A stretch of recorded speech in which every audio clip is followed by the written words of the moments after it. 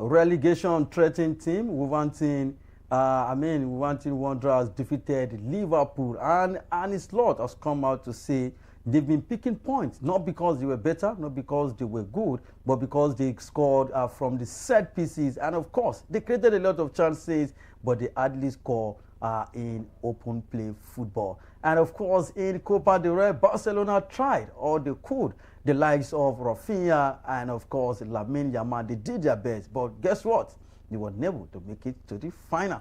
On that note, I say welcome to Sport Tour on Enterprise TV 7, where sporting from the four corners of the world are delivered at its best. If you are joining for the first time, please do it to follow us across all our social media platforms at Enterprise TV 7. My name is John Olaskomi. Join me and let's ride together. And of course, joining me virtually today is Dami Welt. Dami Welt, welcome to Sport Tour.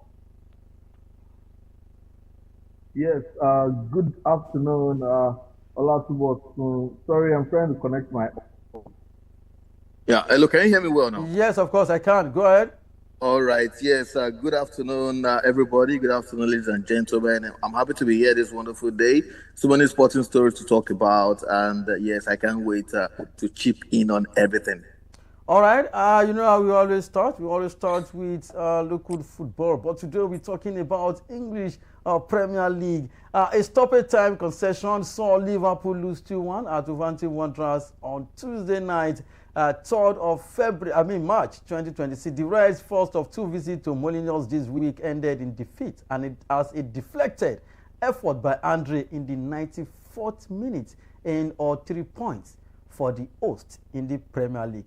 Dami Welt, same old story. According to Arne Slot, they don't score in open play. They always score through set pieces. And if set pieces are not coming, they are not Arsenal, they are not Manchester United. Those ones, they guarantee you at least one corner or free kick in a game that will definitely lead to go. And of course, I do say this all the time. This is not the right time to play a team that is battling relegation. Wolverhampton Wanderers played a draw against Arsenal, defeated Aston Villa, and now they've won against Liverpool. Before we talk about Liverpool, what are the chances of Wolverhampton Wanderers escaping relegation? Well, thank you very much for that question. I simply do not think they are going to escape relegation. It's going to be a miracle. It will be a miracle of the 21st century if Wolverhampton Wanderers escape relegation this season. They left it so late, you know. While watching the game yesterday, after they won, I was like, why are you guys now showing this energy now? You could have started doing this in October or even in December. If they started winning games in December, they would have actually done better, you understand, not be here right now. But sadly, they are currently where they are, and it's so sad that I think it's too late for them, because looking at it, they are 3 points behind Burnley and 11 points behind West Ham United, who have 2 games in hand. West Ham United are 18th. Then Nottingham Forest are 2 points ahead of West Ham United. That means they are 13 points behind Nottingham Forest. So Nottingham Forest will have to lose 4 games in a row. You understand? And I don't really see that happening. You know, so Wolverhampton Wanderers, kudos to them. I love their fight. I love their push. At the end of the day, they can finish maybe 19th or 18th on the log.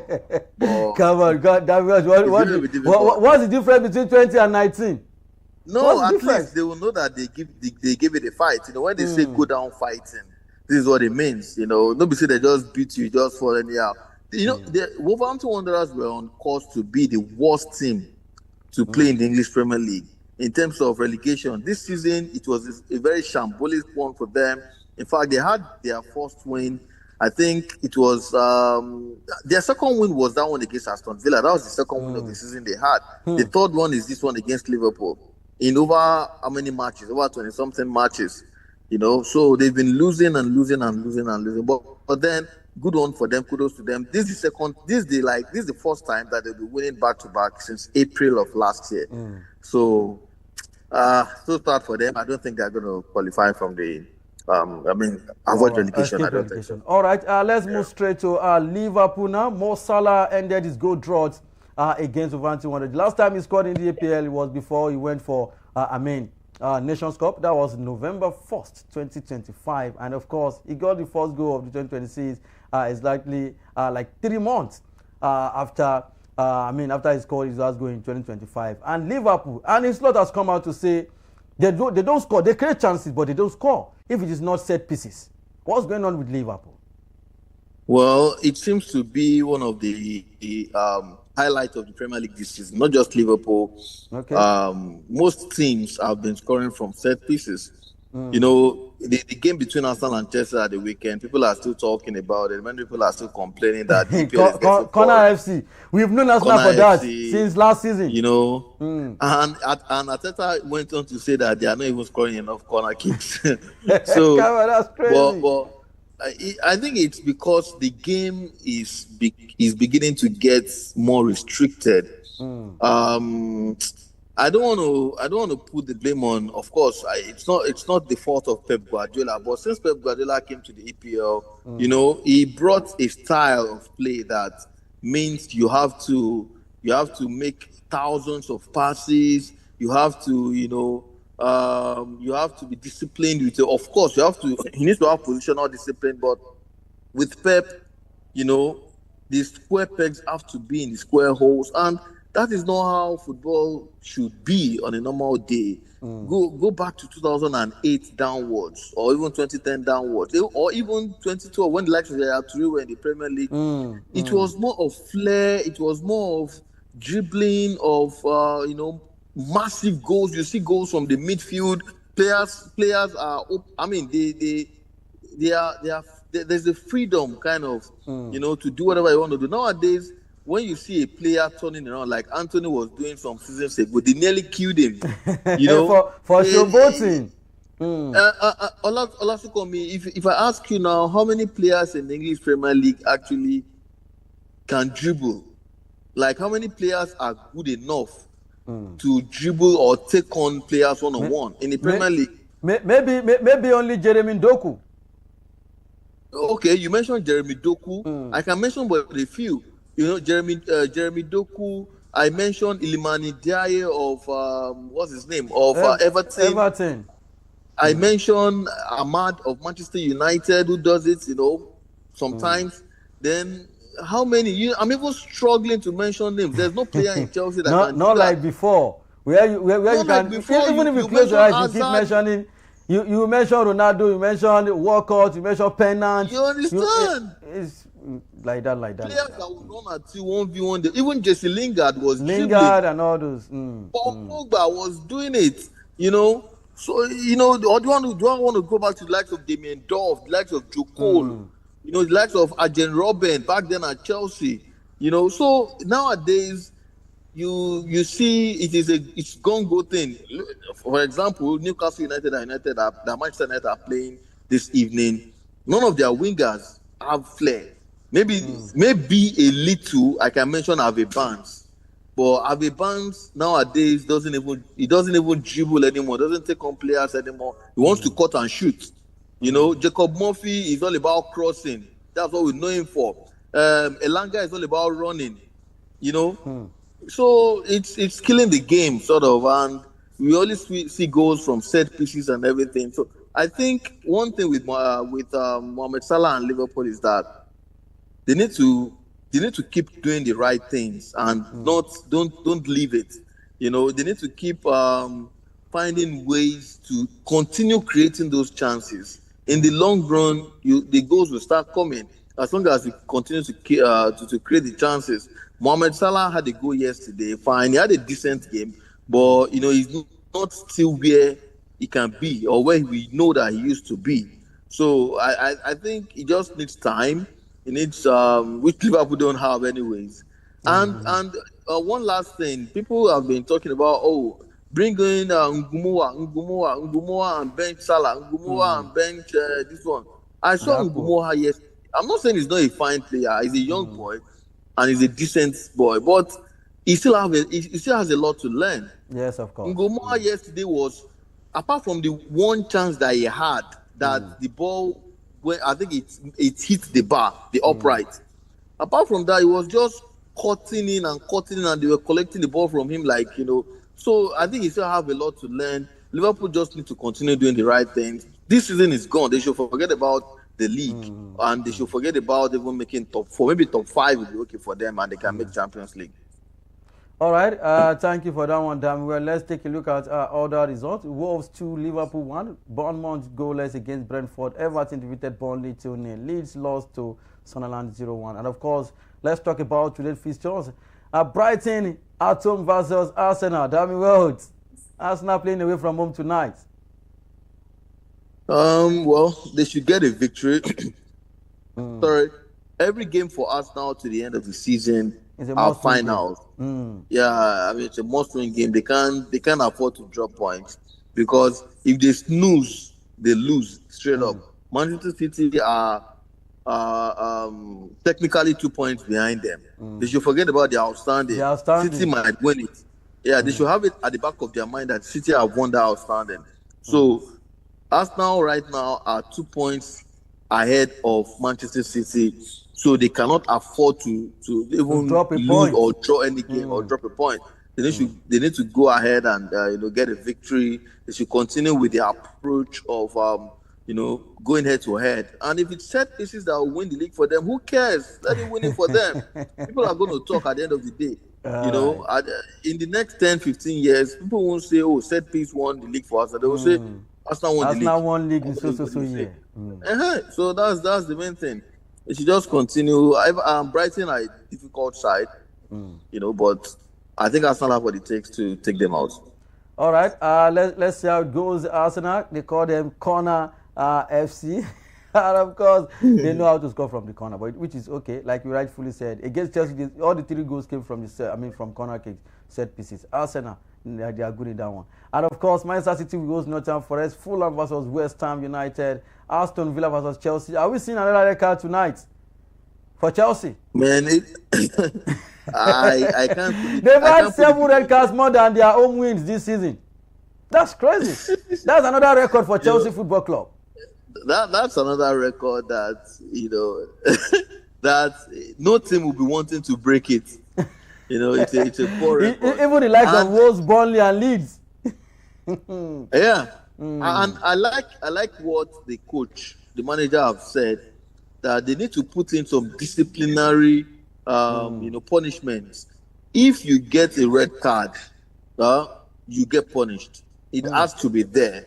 You can, of course, there are some calls by referees that are malicious, but so far so good. I think all Chelsea's red cards are worth it. I don't think there's any that they will contest that it doesn't worth it. Like the reckless challenge from Pedro Neto this weekend, that was very, very reckless. So, and they are professional players. I think there should be a punishment for them. You get a red card, you pay maybe, they are rich, maybe £5,000 or whatever, collect it from them. And against Aston Villa tonight is going to be a good one. 2 of them are not really informed. Aston Villa are really poor in form currently. They've not really been able to win any game in about 3 games back to back now. Chelsea also struggling. I see this game as a draw. I see it as a draw. Yeah, I don't see Chelsea getting a victory against Aston Villa. I think they are playing at the Villa Park. And I don't see Aston Villa also. I think it's Stamford Bridge. So either ways, I don't see Chelsea getting a victory. Villa Park. Yeah. All right. So I see that as a draw. Yeah. All right. The biggest game for me tonight will be Newcastle United versus Manchester United. As a United fan, this is the right time for you to see United games. Damn well. Am I correct? Well, tonight it's going to be an interesting one, because I really want to see what Michael Carrick is going to turn out. So I want to see how the players are going to approach this game. Because for me, it will say a lot going in the next season. If United, performs convincingly tonight, doesn't matter the scoreline, even if it's 1-0, but they perform very well tonight, then I would say I would back Michael Carrick, to be given the job for next season, because it has been there. Everybody's now talking about, should he be given the job or not? Should he be given the job or not? In the last, to be honest with you, in the last 3-4 games, United have not been playing well. In fact, to me, since the game against Arsenal, United have been quite poor. Yes, they've been winning games, but go and watch. It's been sluggish performance, especially from the first half. Yes, against Fulham, they did well against Fulham, scoring 2 goals first, even though they got pegged back, they won the game at the end of the day. But apart from that game, the West Ham game, the Tottenham Hotspur game, it's been luck. If Tottenham, I'm still repeating, if Tottenham didn't get the red card in that game, it should have been a draw, at least or at most for Manchester United. The last game, it was because of the red card and penalty to Crystal Palace that United won the game. The approach from the starting has always been poor. Kobe Menu seems to have dropped. He's now been sluggish, just making side passes. He doesn't move the ball any longer. Casemiro, of course, is still trying his best. Bruno Fernandes also still trying his best. Apart from those two, and maybe Mbeumo and Chesko, the others, Acuna as well. I must give Cunha some credit. But it's a collective thing. The push has really been poor, and we need consistent performances. So if depending on what happens today, because Newcastle are a team that you can measure your team against, they can be a very stubborn side. Not that they are a very stubborn side. No matter their form, no matter this thing. Newcastle can decide to pick up now and win 5 games in a row. All right, Jamie. So let's just see how it goes. Yeah. I would disagree with you with what you said. You said something about Manchester United. Said they've been winning because of red card, because of penalty. They've been lucky. Do you know that pressure led to that penalty?